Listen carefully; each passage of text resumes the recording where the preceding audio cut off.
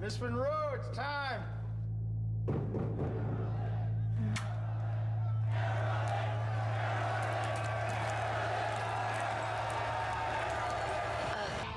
How'd you get your start? Maybe. What start? In movies. Quite continental. But diamonds are a girl's best friend. I guess I was discovered. As birds, I know you're supposed to get used to it. and we all lose our Et bonsoir Margot. Bonsoir Nicolas. Alors, ce biopic de Marilyn Monroe s'appelle Blonde et il est très très attendu. Oui, il faudra quand même patienter jusqu'au 23 septembre pour le voir sur Netflix. C'est une relecture de la vie de Norma Jean Baker, le vrai nom de Marilyn Monroe. Son enfance difficile, son ascension fulgurante, ses amours tumultueuses. C'est l'actrice d'origine cubaine Ana de Armas qui tient le rôle principal. Alors, certains ont fustigé sa petite pointe d'accent espagnol, mais même les ayants droit de Marilyn Monroe la défendent et disent avoir hâte de voir le film. Bon, en tout cas, ce qui est sûr, c'est que 60 ans après sa mort, Marilyn Monroe fascine toujours autant. Plus que jamais même. Elle est toujours en couverture des magazines, fait l'objet de documentaires. On attend aussi une bande dessinée en octobre prochain de l'autrice française Louison. Et c'est ça d'ailleurs qui est très intéressant, c'est que longtemps Marilyn Monroe n'a été qu'une image utilisée pour vendre des briquets et des cendriers. Et là on voit avec ce biopic Blonde, ces documentaires, cette BD à venir, qu'on s'intéresse plus à la carrière, à la vie de Norma Jean Baker et à ce que ça raconte aussi du système hollywoodien de l'époque qui l'avait, on le rappelle, quand même complètement broyé.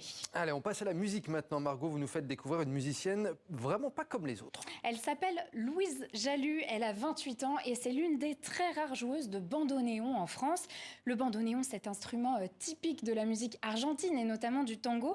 D'ailleurs, Louise Jalut a décidé de s'attaquer au maître en la matière, Astor Piazzolla. Avec 3 musiciens, elle réinvente ses tubes et je suis allée à sa rencontre avec Guillaume Gouet.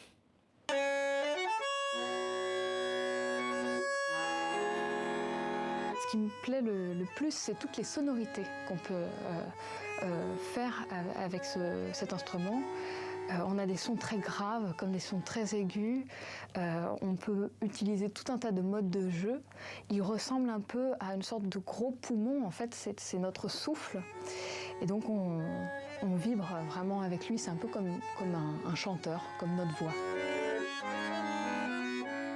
Chez Astor Piazzolla, ce qui caractérise son œuvre le plus, je crois que c'est la rage qu'il avait à jouer et à défendre sa musique. J'ai vraiment voulu lui rendre hommage, non pas en répétant ce qu'il avait fait, parce qu'il détestait ça en fait, qu'on répète, mais donc en m'en emparant et en faisant autre chose. Alors par exemple dans Libertango, qui est vraiment le tube le plus connu de Astor Piazzolla, avec Bernard Cavana, avec qui j'ai aussi collaboré à l'ensemble des arrangements, on a décidé d'enlever une croche au thème. Et on en a fait un morceau en 7 temps, au lieu qu'il soit en 8. Quand on écrit quelque chose, vraiment on le propose aux musiciens et après c'est eux qui le rendent vivant, qui l'animent. Et ce qu'il y a beaucoup dans le tango, c'est-à-dire qu'en fait on ne joue pas ce qui est écrit exactement à la lettre.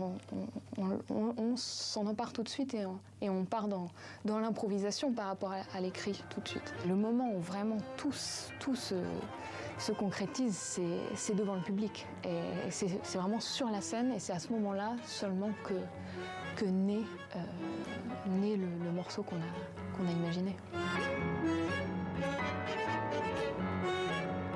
J'ai commencé aussi à travailler sur un nouvel album et là il s'agit justement de reprendre des pièces, des grands thèmes de musique classique ou alors de la chanson comme une chanson de Brassens par exemple et voilà, de la même manière que l'on s'est emparé de Piazzolla, de s'emparer de ces thèmes pour en faire autre chose.